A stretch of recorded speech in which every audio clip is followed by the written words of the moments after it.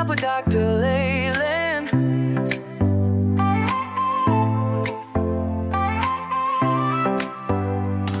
Step into the future, the world is waiting now.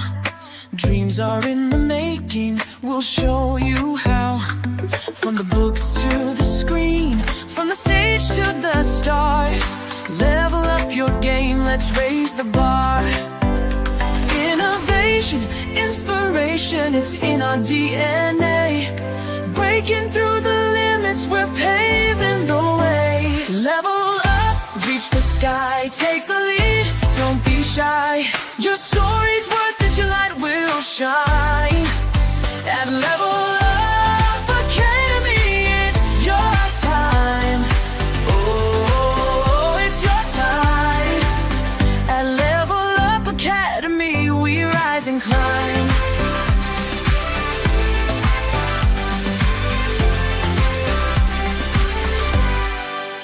Empowered in your passion, your voice will be heard. Building a legacy with every word. From podcasts to pages, from business to art. Level Up's the place where it all can start. With heart and with vision, we're chasing every goal. Together we'll ignite the fire in your soul. Level up, reach the sky, take the lead, don't be shy. Your story's worth it, your light will shine. At Level Up Academy, it's your time. Oh, it's your time. At Level Up Academy, we rise and climb.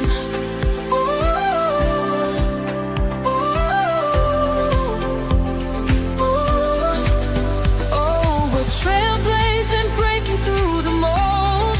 Dreams are alive, let your story unfold. With courage and pride, we'll take the fight. At Level Up, we own the night. Level up, reach the sky, take the lead, don't be shy. Your story's worth it, your light will shine. At Level Up Academy, it's your time.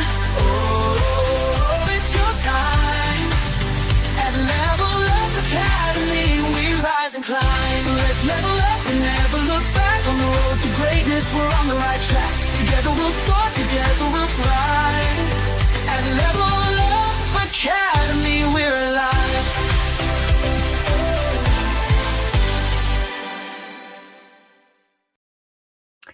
Whoa! Hopefully you guys can hear me. Today I'm going to be with my ambassador. We're going to be talking about 50 inspirational connections, but mostly our topic today is really why inspiration is important in life.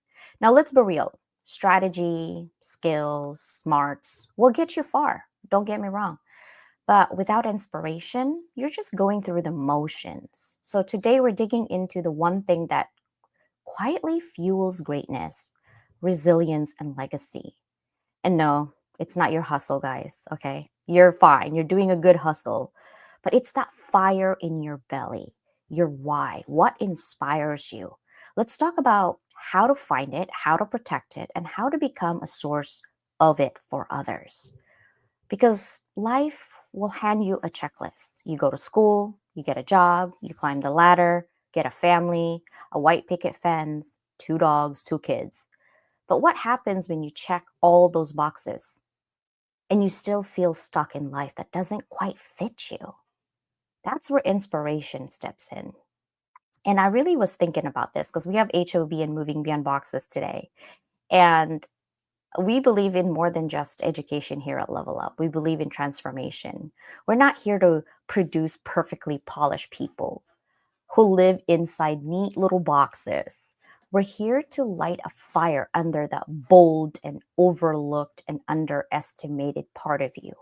We're here to help you go beyond the boxes society puts you in to build a life, business, and legacy that actually, quite honestly, feels like it's yours, not somebody else's agenda. Inspiration is starting line. It's what gets you dreaming again after life knocks the wind out of you. It's what dares you to unmute your voice, take that stage, and say, you know what? This is who I am. And this is the impact I'm here to make. Now, HOB, I have a different I have a different name for you today. You know how Hounds of Business Community, and because Susanna's here and I'm here, HOB is also House of Belonging. HOB, House of Belonging. We're not just building a space, we're creating a movement where inspired people inspire others. It's a reminder that you do belong. Your story matters. And when you lead with inspirational action and you're inspired, you become a light for others trying to find their way. So today isn't just about talking motivation, it's about reclaiming the fire. Let's unpack this with my brother and sister, and let's put Agape first here on stage. A. Garcia here, founder and executive director of Confronting Domestic Violence. Confronting Domestic Violence is actually founded from my personal experience of surviving a double attempted homicide. I was 8 months pregnant, over 1,000 miles away from home, and had an 8-year-old daughter present at the time. What we do is we have a program that is 2 parts, and it's very well stated in our mission statement.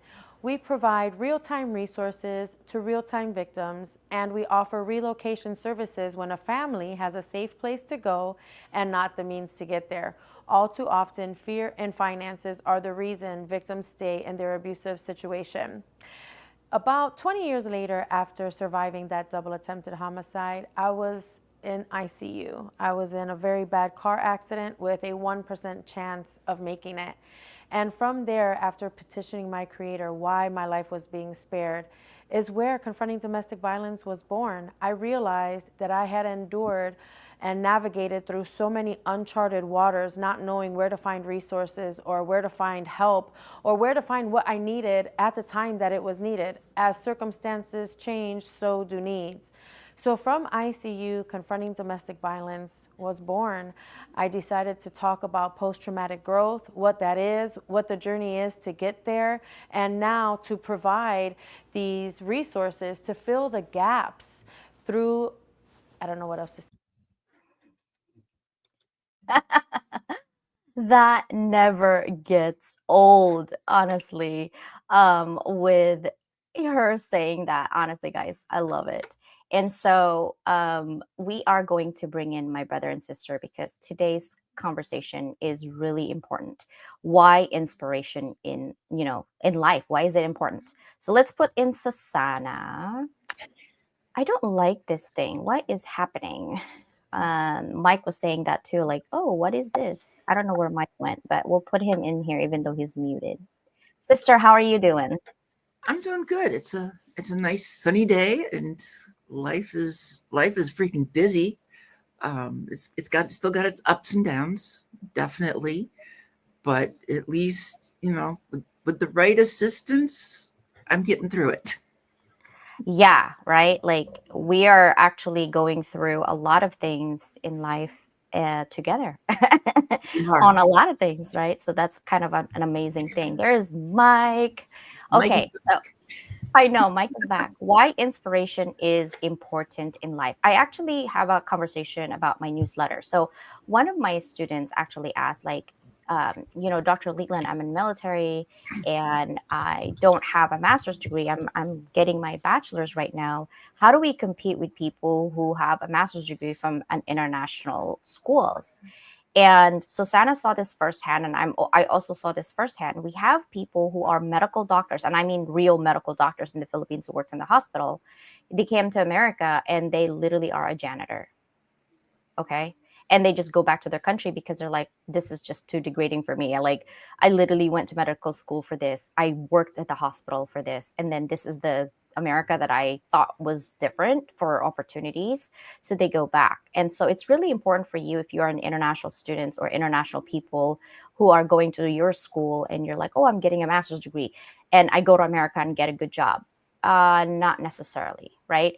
It has changed, to be honest. And that's the reason why I talk on my newsletter. And I want to talk to Mike also and Susanna on their experiences on that, because that's strategic alliance with the right place. And you have to think about it for yourself as well moving forward. And then we're going to switch to inspiration. Sister, what is your experience when you went to China with these educators and master's people? Yeah, in China, that basically was the doctors had master's degrees. They didn't. It wasn't like they were going to, the way I saw it and the way I learned it. They weren't going through necessarily the same kind of a program as here. There's so many people in China. It's almost like they just run them through. My PCP over there, when I had to see somebody, he only had a master's degree. And it's like he knew stuff, but I never really had a full confidence in him. And there was, this was in the Guangzhou area, and when I went more towards the middle of the country, in Kaifeng, which is still a huge city, the hospital, what I saw with that particular hospital is it's almost like they advertised which doctors they had that had an international background, because I would see these pictures of doctors. I couldn't read anything except for like University of Minnesota or University of whatever. It's like, so I knew they went to a university and had some sort of training in the States as opposed to what they were getting in China, because there wasn't that much. Yeah. And Mike, have you traveled outside of the US and saw the difference, or maybe even the people that you talk to a lot? Because, you have a lot of business owners internationally, really, in House of Belonging. I mean, here lately, I haven't went to the gas station. So talking about international travel, woo, boy, I'm going to have to research. But no, I do. It's an honor and a blessing to be able to talk to so many different people from, all walks of life, all across the globe. It's fascinating. I should have been an anthropologist or something, but I love sociology. And what was the other question? There was a point to that, right? We have ADHD. Yeah.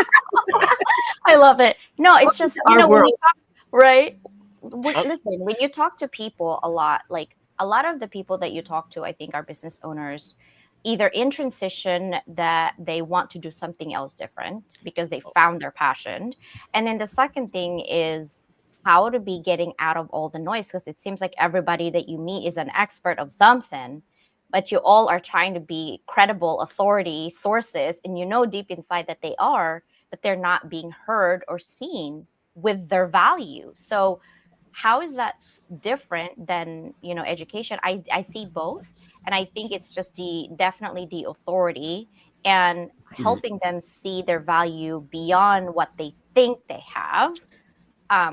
That's how I'm seeing. What are your thoughts on that, on your clients? Oh, that's excellent. No, so it kind of goes back to the foundation of kind of what's prevalent today. Like, how are people thinking, right? There's political conditions that affect supply chain, the way we do business, right? All these things have been really accelerated, in my opinion, in my viewpoint, really since COVID, right? Like, I've never in a million years thought that I would see 80-year-old ladies just Zooming all day. I mean, it's really remarkable. But I think it comes down to one thing, common theme that I can see across people, leaders, up-and-comers, established folks. They all have one thing in common, whether they know it or not. And I would love to get the folks in the comments opinion here. Relationship capital is the most valuable currency on planet Earth. Now, in my opinion, more so than ever, because skills not enough. Like you said, there's billion people on LinkedIn, right? Everybody's got skills. And I'll give you a prime example, and I'd love to know what you and the audience think. So I have a gazillion people with AI services coming at me, right? And a lot of us do. And so I'm sitting there going, how do I field this? I love how y'all act like I know what you're talking about. Like, hey, this AI does this. And I'm going, I don't know what you're saying. Like, is this another language? What is this? So what I had to do was filter. And how do I filter? Hey, values, alignment, right? And who you came from. So for example, I've got 2 or 3 people because I don't know what they do, but they came from people, personal relationship, professional relationship with these same people.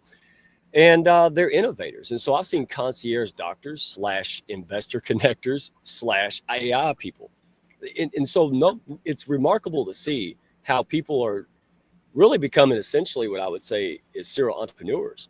Because I've never thought in my life that I would go to my doctor, right? He would do his job for my physical and then say, hey, would you like me to change your oil after this? Like, wow, like but that's what's happening. It's like, hey, I'm a doctor, but I also do AI and I do Windows, and it's really remarkable. So, the passion and the circumstance is really catching on. It's like, wow. And then the last question, how do you stand out? It sounds cliche, but you stand out by doing two things, in my opinion. This is what I teach. This is what the Hounds operates. You all do it by, circumstance, by just natural ability, generating curiosity and value. I'm not trying to sell you. I'm trying to see if we're birds of a feather. Listen, if peacocks throw a feather up, they're not trying to attract dogs or mosquito. They're trying to attract other peacocks. And so that's what I see happening. This is what we embody and foster. In other words, get clear, right? Be free. That's important. Be free to break the mold, and then go out there and show your peacock feathers, man. And other birds of a feather will flock together. So I love the innovation. I think we're getting away from our local mindset and we're evolving so we can relate to people at the character, heart level, versus all these exterior things that kept us separate and divided before the internet and before social media. Does that make sense? I see a unity coming that's based on heart attitude, then business, then other things. And it's really a privilege to live in this time and also usher in that, because I want to see more of that.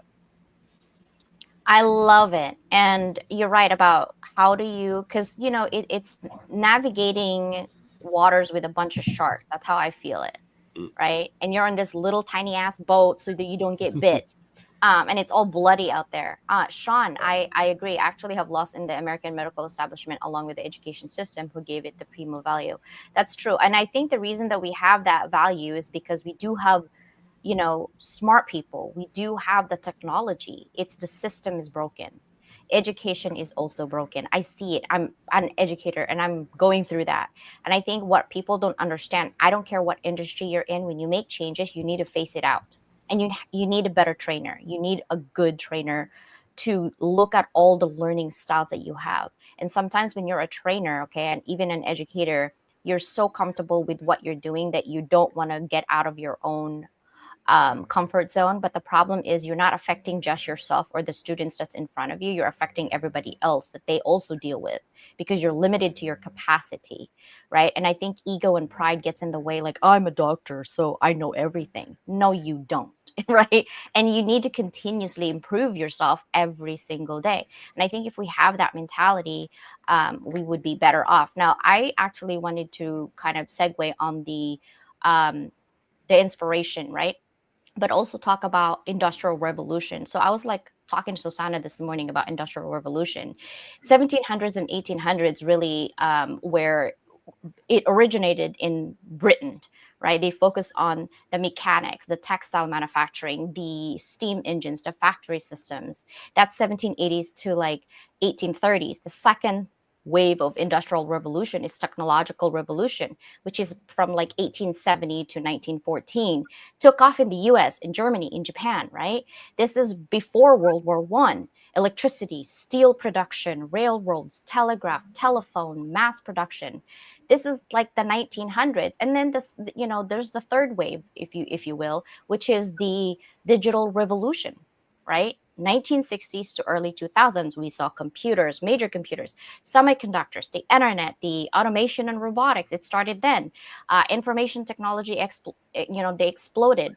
And then that's when the teachers actually at that time were like looked at as, wow, they're a teacher, an educator, right? That was the thing. And then it went to now a little bit of computers, and then we did into the medical. The fourth era really is right now, 2010 and present. We're talking AI, the Internet of Things, the blockchain and cryptocurrency, the augmented reality, AR, virtual reality, biotech, the autonomous vehicle. There's so many, right? The advanced robotics, the cloud and edge computing. This is an era of speed, scale, and interconnectivity. We can actually talk to anybody and have a meeting from Dubai, from anywhere, from the seat, right? It's so crazy. So now you're wondering, okay, there's a fifth industrial revolution's coming out. This is human and machine collaboration. CJ, you're talking crap. It is. If you're really looking at it, that is. So how do we make sure, because medical is something we need. We get sick.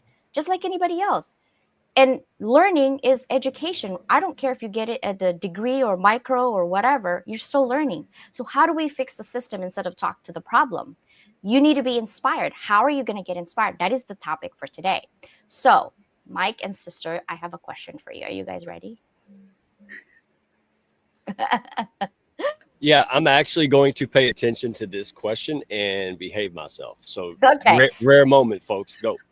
Let's start with the fire, not talk fire. What inspires you on a soul level right now? And how has that changed over the years? I'm talking soul level. Mike. Yeah, no, I can handle this. Yeah, listen, and this goes with what we had talked about earlier just now. A lot of us are sick and tired of being sick and tired. We've waited long enough for someone else to do it. Our traditional systems, our political structure, et cetera, et cetera. And is it getting better? No. And that's just the way of things. However, what is getting better is folks like us are getting up and saying, you know what? Maybe I should get off this hamster wheel. You know what? Maybe I am the person that can help usher in whatever it is driving me nuts. If I'm sick of homelessness, maybe I need to do something about it. If I'm sick of inequality and injustice, maybe I could take the lead in the positive, right? So, and this is what motivates me, because I fell through the cracks. See, I didn't want another course. I didn't want to be sold. I didn't want to be strung along. I did not want people to tell me this was the only way to market. This was the only way to build a business, that you had to go out and have 40 coffee chats to sell some poor sap something they don't want anyway, that I had to go out there and build from this perspective. And so, you know, that people fall through the cracks. Personally, for me and the Hounds, I'm tired of seeing people, you know, go out there, take the courage to be somebody, do something special. And what happens? They lose money, but they lose heart, right? It's just broken. So instead of complaining, instead of running around and complaining and, you know, trauma bonding or whatever you want to call it, I just started taking action. And I had, and grudgingly so. But, you know, to me, that's what it is. I don't want to see people falling through the cracks. And I didn't want to be a student of anyone else. All these famous people, all these gurus in the industry, good for them. But you know what? In the HOB, we want to be them, because without the status, without being able to elevate and build, how are we supposed to impact the world? You have to. But the uniqueness is I'm not piggybacking off no one. We're building what we need, right? And then serving it to others who might need it. That's not that. To me, that's remarkable, because when you build that way, everybody remains free. Everybody remains independent, right? So like Lua, right? We work together, but we're not, nobody owns the major share here. If you ever want to pack your suitcase, you're good to go. And that's very unique, because we don't want to, you know, and like Phil the Connector, right? All these great people that we work with, we're just doing, and we're not trying to be like facetious or anything. We're tired of it. Look, I got a limited number of years. Who knows how long that might be, maybe days. So I have a sense of urgency to go out there and make an impact, to truly, you know, try to do my little part to make it happen. So I don't want to fall through the cracks. I had advantage. So I want to go out there and create ecosystem and you know, framework to go help other people. And oftentimes it's the other way around. It's like, well, what's going to be the most marketable thing? Let's go package and sell it and then do it, right? Let's go sell something, then put you in a community. I'm not knocking it. I'm just saying the difference is it's backwards. For us, it's the opposite. How about we do things and form community and then make services that we need, right? Does that make sense, or I just go way up in left field with that? No, it makes sense. Sean, I really love your engagement today. I want to address a couple of things. Yes, updated 100 years, actually in most schools, most institutions, but our schools, actually, I create a curriculum for some schools, and I actually integrate AI into it, but I also make sure that I teach them what the weaknesses are of AI, right? Because everyone always think that, oh, AI is everything. And most people think that ChatGPT is one all be all. No, it's like Google, right? There's so many search engines, but Google takes 96% of the share of the whole entire search engine. So yeah, it's ChatGPT is kind of going through that. They're now the search engine of everything and to dump all the information. But in all reality, there's so many AI out there. It's actually overwhelming. It's overwhelming. And so what I want to teach is the foundation and the core of using AI for my students, which is with integrity. Don't copy and paste and think that that 100% AI is you, because now you're not using your brain and it's like a muscle. If you don't use your muscle, like think about it when you're in the hospital, or if you don't get hospitalized. I've seen people get hospitalized, even 7 days. You get, you lose your muscles in your legs. You can't walk anymore. It's weak. It's the same thing for your brain, right? If I ask you a question, wait, hold on, let me ask ChatGPT. Right? You got to make sure that you have that critical thinking skill still present. So, yes, some schools are over 100 years outdated, but I've been in the last 14 years, most schools that I've worked for, they're actually pretty updated in terms of their curriculum. And we do soft skills, and we have people from the real world who owns business that are part of our curriculum development to ensure. And also we have teachers who are actually owning businesses to teach classes, and they have the degree to teach classes and the experience in the real world to teach classes, to connect that gap, right? And that's why I created Level Up, because I think it needed to be leveled up more. So I appreciate that. Now, Susanna, same question, sister. In terms of that fire in your belly, like what inspires you on a soul level right now, and how has that changed over the years? Right now, one of the most important things is to be your authentic self, to being authentic, knowing who you are and what you're here for, what you were placed for. I know this one so well because I talk boxes because I lived in those boxes for most of my life.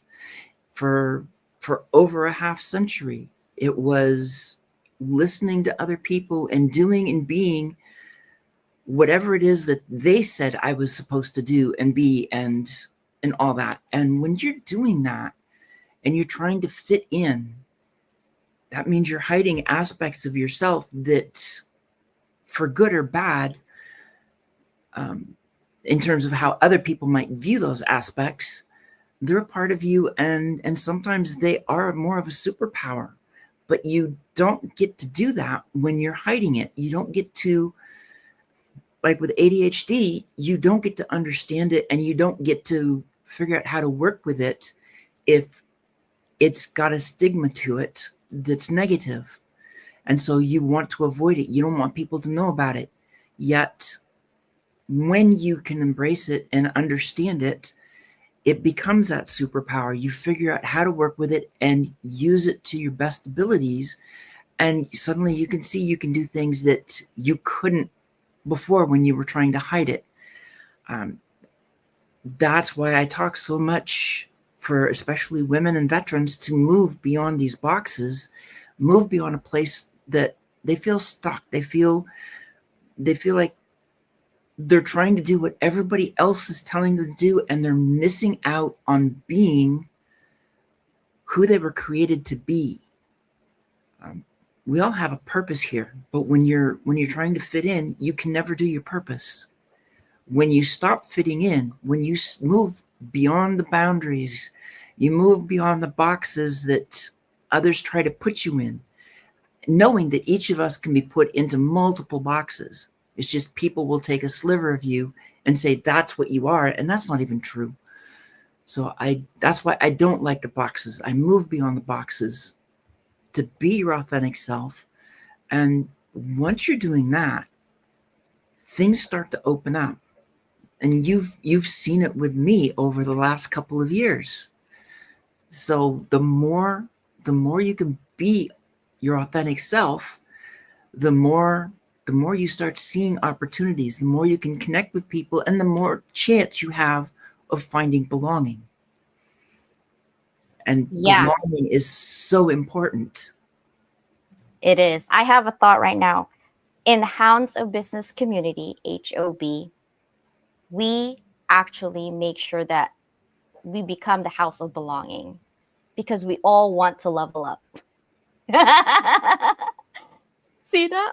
HOB, house of belonging, and level up. Literally, that's why we connect, right?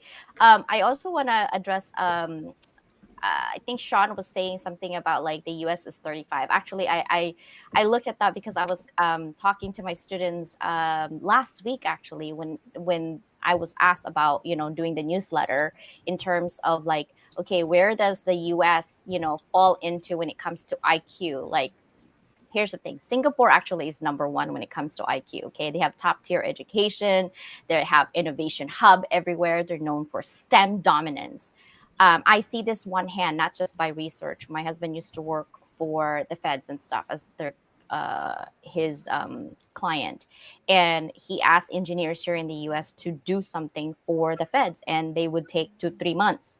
He asked someone specifically in Taiwan, right, in Singapore area, to do something.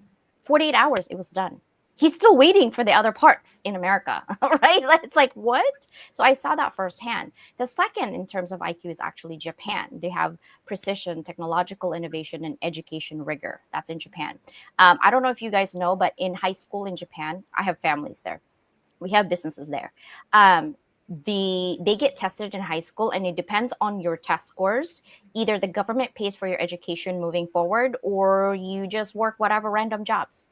And that's how Japan actually looks at it, right? They are investing in their people. In the US, it's like, yeah, we invest in you to be a cog in the machine. And oh, we're going to give you money for education. And oh, it's going to be debt for life. And oh, we have interest on top of that. So you could never get out of the cog. That's America for you, capitalism, right?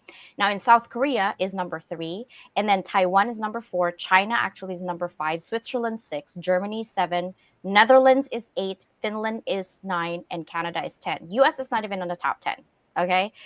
It's not surprising to me because when I research women and pay, United States is even below Philippines, which is crazy because that's an emerging country in business. United States is actually number 12 and UK is actually number 11. Australia is 13, Israel is 14, and Poland is number 15. That's the 15th highest IQ in the world, and based on Lynn and Baker data sets. That's where I got the information from. And also World Population Review. Those are the places that I go. And the Global Innovation Index, where I see the rankings, right? So BU is great, but let's talk about, how do we be us that looks like us, do the same thing as us, and still be out there and still be seen and heard? How do you say that inspiration? How do you stay inspired when you're every day that you're looking at it, it feels like you're just swimming in the ocean and now your boat has a hole and you're trying to plug that boat so you don't, you stay floating. So I have a framework called Inspire, turning inspiration into action. And I'm going to ask Mike and Susanna in a minute, but I is for identify the disconnect. What is your disconnect? Forget about other people. What is your disconnect, right? Name your audience. What are you trying to do? Who you're trying to actually say that? And then inspiration is not something that we're like, oh my God, I need to be inspired. Like it had to be on Instagram. No, normalize the need for inspiration because we all need it. I don't care how much money you have, you need inspiration. And share a story, right? Personal, client, whatever. And then P is present the power of inspiration. I got inspired today to do this. I got inspired today to walk, whatever, right? And integrate it into your daily life. And then remind them that the source of inspiration is not necessarily external, it's more internal. I'm inspired to do better today for myself, right? I think often we look at outside external sources, external output to be inspired when you need to be inspired with yourself so that it's sustainable, right? Because if you want to be inspired to get a better car, you need to get a better job. If you get a better job and you're having all these people here, it's really hard. It's easy said than done. So how do you do that? The last part of inspire spelling is E, engage with a challenge or a question. Ask yourself, how do I do this? Make a strategy, create a plan of how you get there. And sometimes we do need coaches. We do need people to help us kind of, get things through. So my next question. There's a difference between motivation and inspiration. One fades, the other fuels. So Mike, how do you keep your inspiration alive, especially during tough seasons? Wow. Okay. That was good.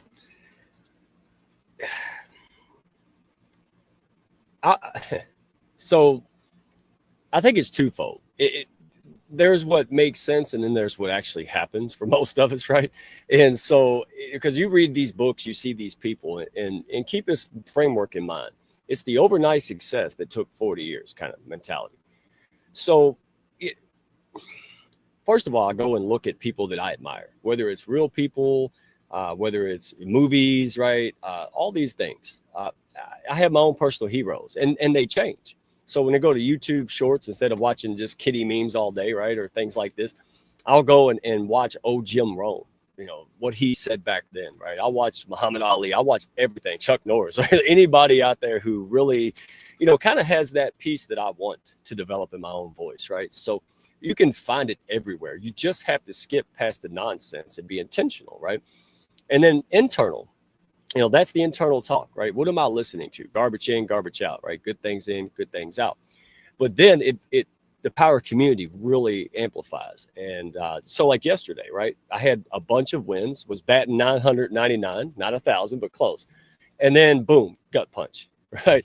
And I came into that networking, and you were leading that. And what did I hear? Hey, this happened. These people connected in HOB. This thing, that thing, Mike helped me, blah, blah, blah. And I'm thinking, yeah, I'm willing to go out there and take the hits. I don't take many, but, so anyway, it's out there, folks. Here's what I'm saying. It's like a radio station. The radio station is always playing on 101.1. You're the one that has to dial into it. You're the one that has to change, and don't be scared. It's going to fade in and out. It's never set. It's not static. It's dynamic. So in my experience, it's like, hey, I'm dialed in, and then you're not. It's like a grandfather clock. The pendulum swings. So when you realize the truth, hey, this is the way of things, right? You're going to grow, and then you're going to have to grow again. You're going to get all you desired. You're going to hit that goal. You're going to hit that mark. And then guess what? Even more challenges are going to knock you on your butt. And when you understand the way of things and accept them. So for example, in the business world, tsunamis are going to happen. But instead of wishing it away, drowning and freaking out all the time, I just learned how to surf on it, right? Build the skill, build the resilience. But to me, it's always comes back to when I lose some heart, maybe even feel defeated at rare times. I'll get a message. Hey, Mike, thanks for that. Changed my life. And I'm like, I didn't even do much, but you never know. Right. And so I push up others, and they push me up without even knowing it. And I think that's what's remarkable about it.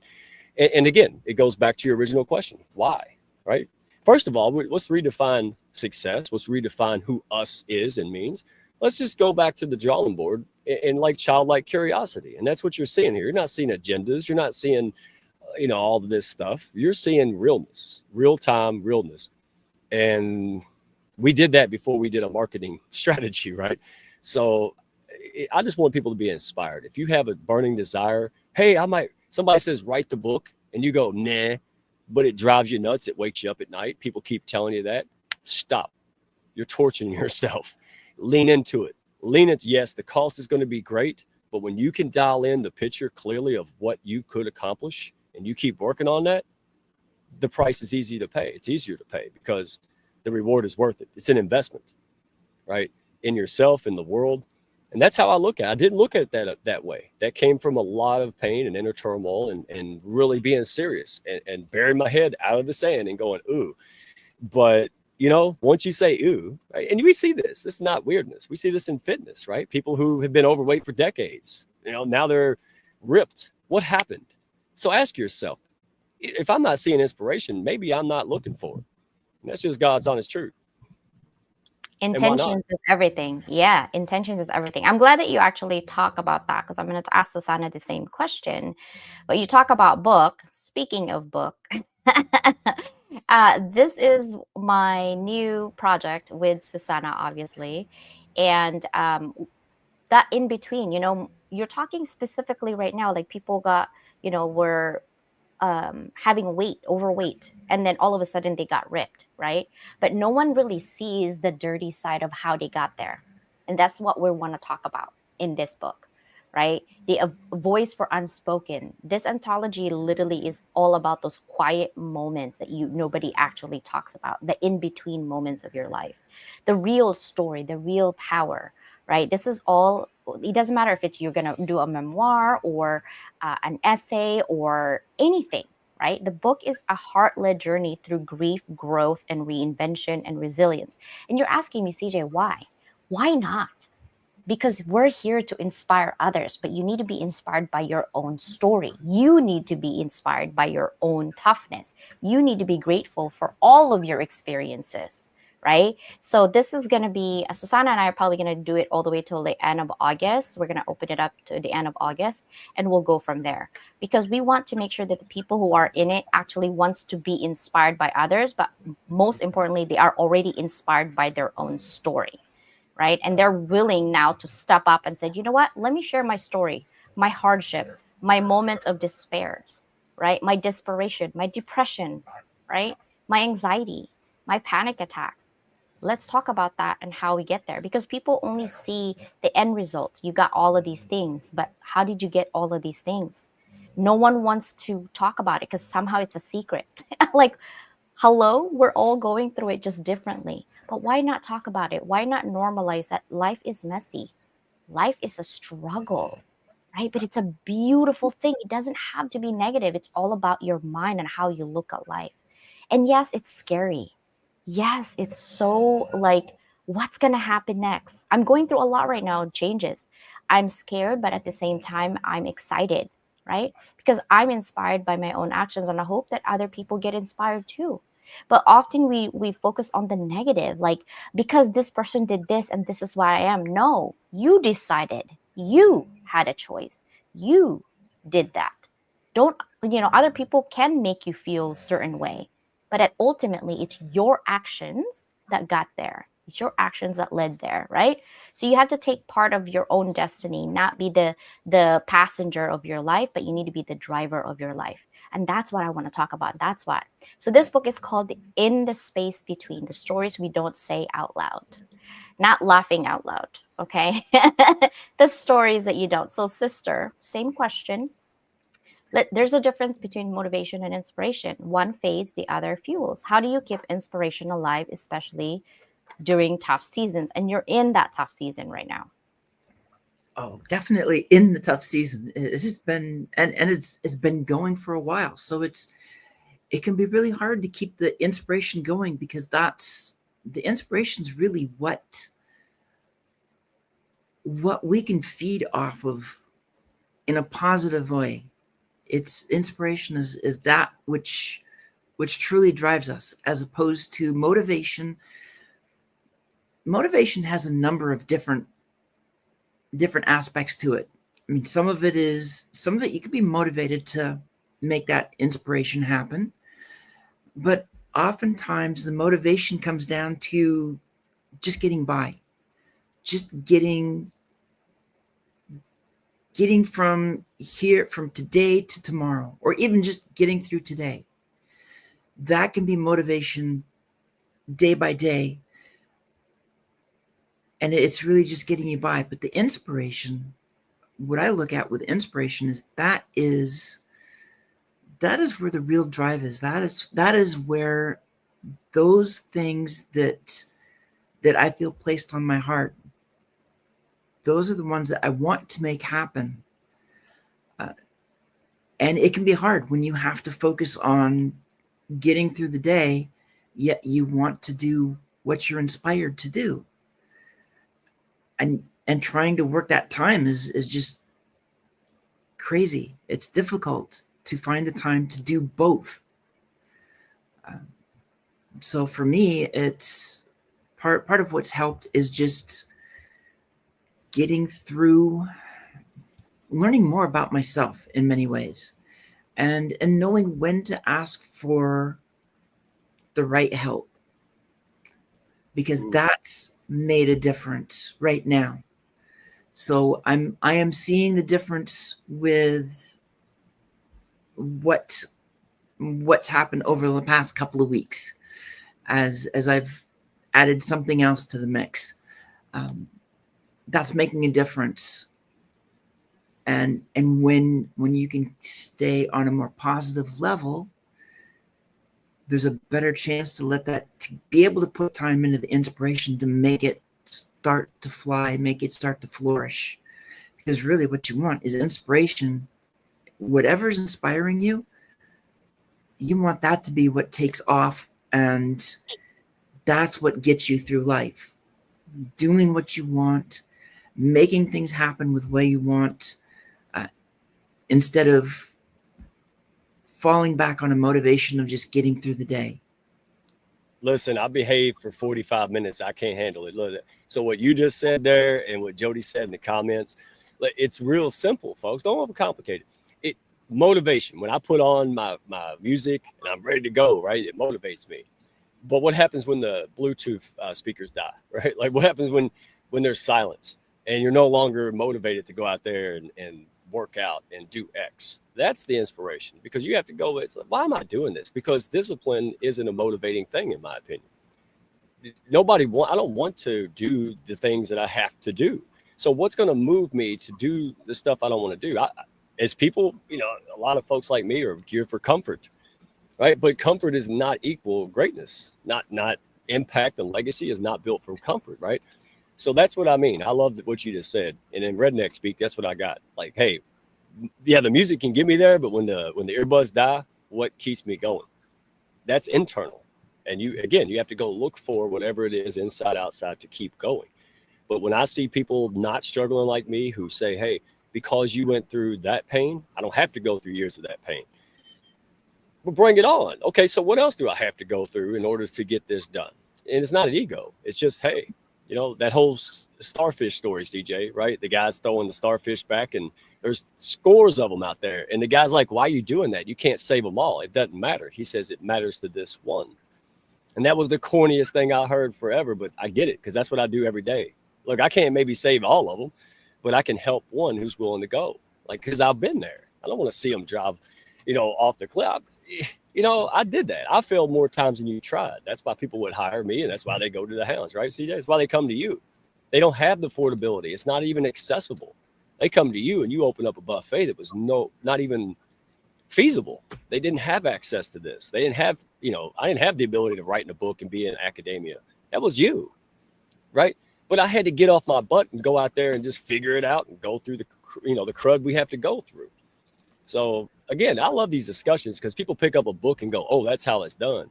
No, that's not how it's done. Yeah. And also, like, for example, a lot of people are doing publishing, self-publishing nowadays, right?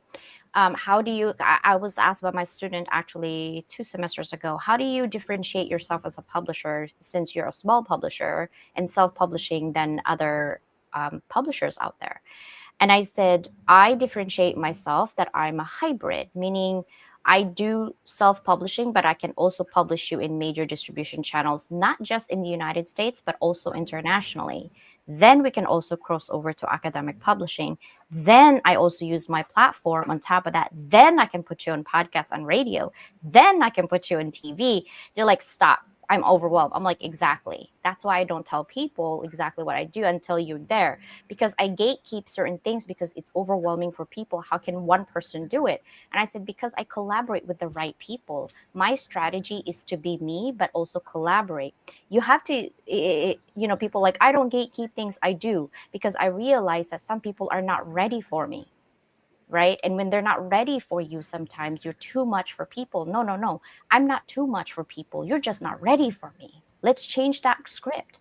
Let's change the mindset. So when you really want to work with someone and you feel like, okay, this someone, I really love it. They're really good personality, blah, blah, blah, and they don't have the money. No, they have the money.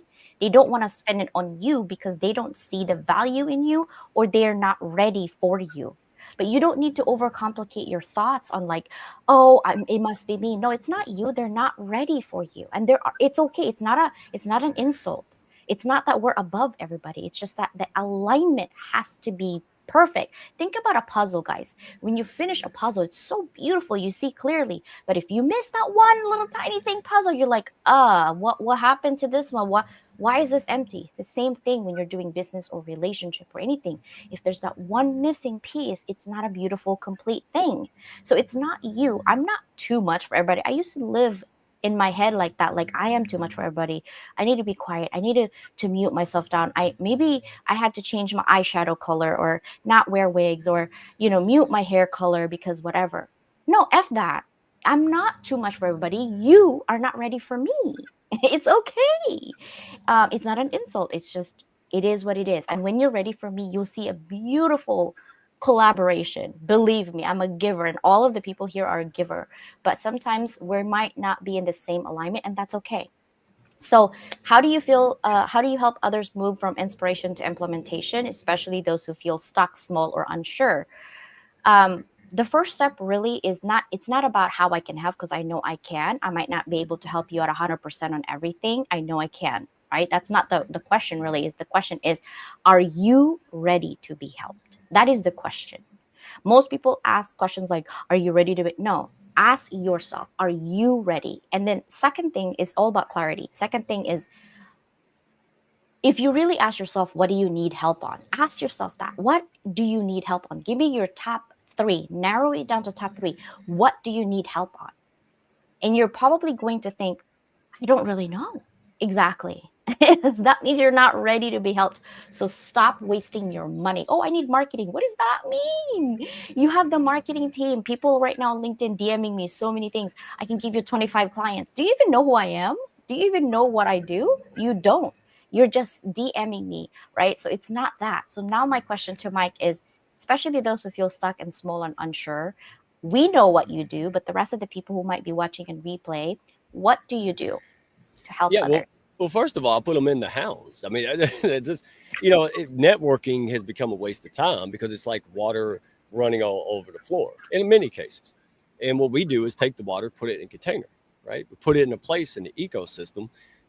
That's not just us, right? We got Lua, we have was power partnership, right? Strategic alliance. It's like Dr. X. That's how I view myself, right? Look, there's X-Men, there's great people running around blowing stuff up with their superpowers, not even sure what they're doing.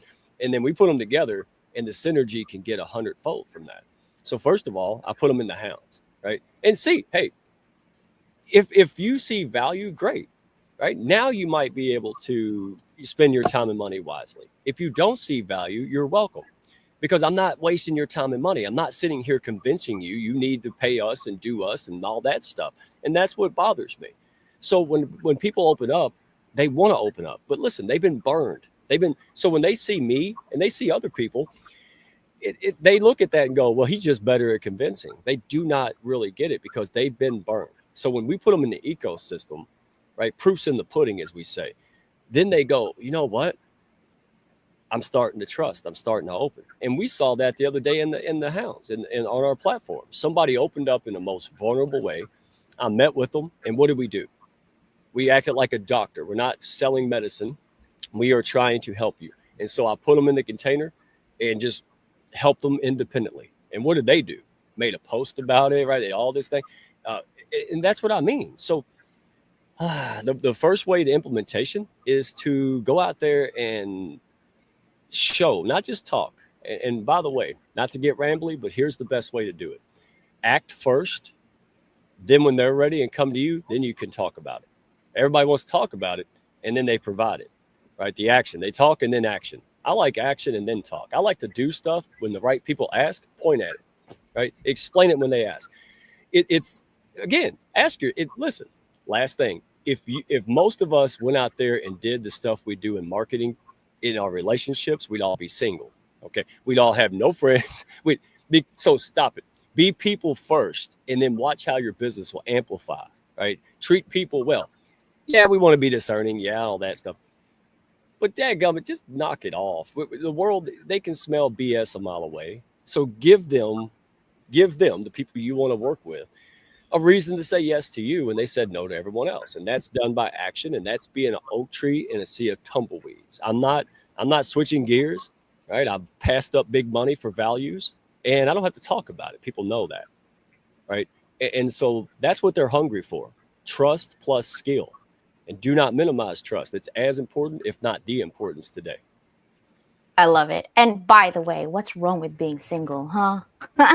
Nothing's wrong with being single. Nothing's wrong with it unless you're doing it stupid thing. No, sometimes it's a choice. I'm just saying it's a choice. Because we've seen through so much crap, we're like, nah, men grow up to be just little boys. Bye. Like, seriously. I'm a professional toddler. I own it now. I love it.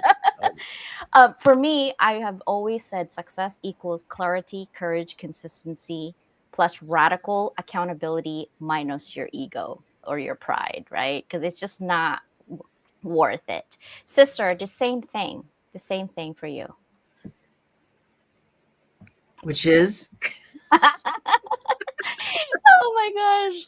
Oh my gosh. you know me. It's like No, well, okay, so let's just change gear, right? When it comes to you, like, what do you think clarity means to you in terms of business? Like, if you were to give someone an advice right now and they want to basically say, hey, I need help, what would be something that you kind of clarify, right? Because hounds of business community to me is hounds of belonging. If you don't feel you belong, get out. But before you get out, make sure that you give not us, yourself time to get to know who we are, right? Right. Because we already know who we are in hounds of business. We don't need, we still are actually not 100% because I think that you have to go through life to really get to know yourself. But I'm saying who we are at the core, we already know. So if you want to get out of hounds, it's okay. We're not going to tie you to it, but give yourself time to get to know us and what we do and collaborate with us first and see, or maybe come to our networking events to see who we are and what we do and give it a chance, give it one or two chances and then go from there. It's like dating, right? If you don't like something or someone, there's a lot of dating pools. So you go to the next one, you go to the next one. The same thing for the hounds, just like in any other community. You're not going to be friendly with one person and then you're like, I quit because I had this one thing with hounds and I really didn't like it, but that doesn't represent who we are, right? So No. give it a chance. So for you, what's your last advice for somebody who wants clarity and need your help? Looking at clarity, it's understanding who you are and what your why is, and understanding it versus what everybody else tries to tell you.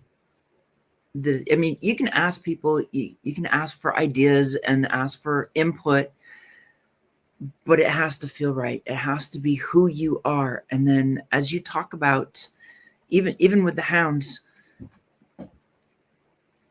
just like anywhere else, you need to connect with more than just one or two people, because everybody is different and we don't always jive with everybody we cross paths with. But when you do find the people that you can connect with, you can work with, that also opens the door for being able to understand yourself, because now you can talk with somebody else. You're on the same level. You're talking similar things. Get your why out there. Understand that why so that you can say, this is who I am. This is what I was put here to do. To me, that's where the clarity is. And I still kind of work on that myself. Just trying to make sure that the message is coming across in a way that makes sense. Because we know what we are, who we are, what's been placed on our heart to do.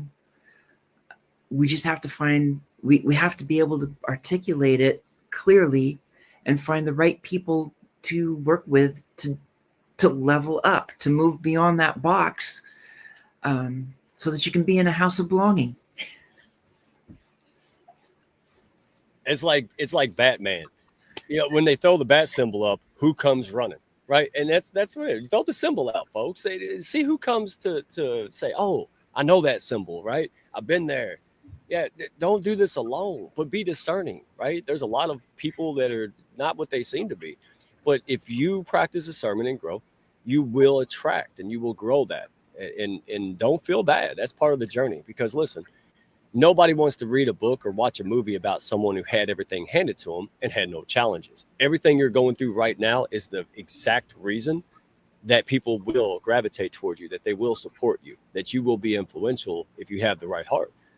And that's sorry, I had to jump, but you're absolutely right. Just throw it out there. Because they're like, well, I made a mistake. Exactly. And so you're sitting here asking yourself, what's my messaging? What just happened yesterday? That's exactly what you should be examining. Message, you don't have to go out, well, what am I going to talk about on a podcast? all the crap that just happened to you and how you overcome it. Right. And then what's going to happen? The other people going through it are going, oh, thank you. And other people, listen, and if they don't relate to it, they know people who would. That's why I tell people, I said, listen, this may not be for you, but if you run around and the next time you hear someone say, I stink at this, I stink at networking, stink at doing whatever on LinkedIn, fill in the blank, you say, I know a redneck. Go check him out before you quit. Right? That simple. Go out there and do it. I'm so sick of seeing good people not doing it for fear. We need to stand up because the other camps are doing it. So let's go do us. Yeah. Just do it. Stay within your heart, right? I don't like to say, oh, stay in your lane. No, there's no lane. I just like freeway. I can cross 5 lanes if I want to. I'm not going to stay in my lane, but I am going to stay within myself of what I want to do, not what others want me to do. Because living for others, I think all of us have lived enough for others, for our family, for our friends, for all of these things, for the clout, for being viral. Who cares? Just live your day, be consistent. And if people don't like you, that's not your problem. That's their problem. Like, okay, I like me. That's all it counts. Because I don't live with you. I live with me, And so that is where it is, guys. And I really love inspiration and I love community. So before we end today, I'm going to show you that we do need help on our sister. So update, which I know I keep saying I'm going to update, but Elise actually needs to get better still, right? And my sister Danielle actually is trying to get her to Stanford, but her insurance denied it. So we still need your help financially and also spiritually. Please pray for discernment to all doctors, to her family, to her brothers. They're also young children. And sometimes young children can only do so much. Like, hey, you need to not hug your sister. You need to, clean your hands. And sometimes the kids might not do that. So please help, pray for the family of discernment, comfort, and love always. But we are pleading for your kindness and generosity. Please share it with anybody. We appreciate you. We love you. And thank you for getting into our community. And again, for 50 inspirational connections, it's still happening. Keep going. And I know I'm lacking on participation because life happens right now. So I appreciate your patience on this one as well. And The Grateful actually just came out. So it's on Amazon now. Anytime that you need inspiration for stories, please do. And then, of course, our new anthology coming up now until the end of August, it will be open. We're just kind of slow this year, and it's okay, right? In our academic publishing, I'm so excited. By Friday, I think I should hear about the editing portion of that. So that would be so cool. Thank you guys so much for being here. We appreciate you. I will see you tomorrow. I think I'll have Charles Caldwell tomorrow, and it's midnight in Hong Kong, and he's in Hong Kong. So see you tomorrow on Thursday. Bye, everybody. Have a beautiful day.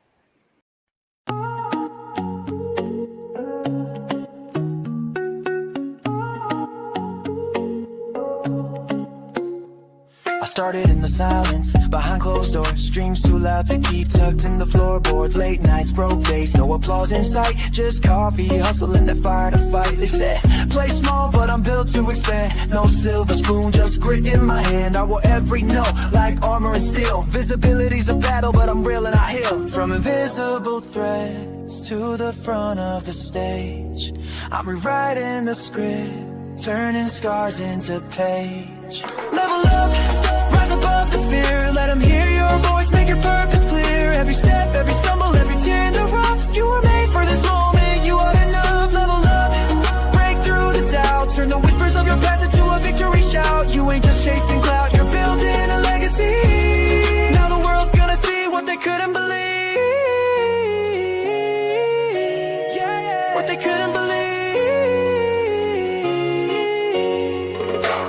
See the back end, just a headline glow. But success is built slow, where the struggle don't show. Algorithms change, but your mission's divine. You're the brand, you're the vision, you're the power behind. You gave free just to prove you have value inside. Now it's invoices paid and your name amplified. You're not just in business, you're changing the game. And your visibility, that's more than a name. No more shrinking, this is expansion. No more asking, this is commanding. You've been the spark, now you're the flame. Entrepreneur by fire, fueled by name. Level up, rise above the fear. Let them hear your voice, make your purpose clear.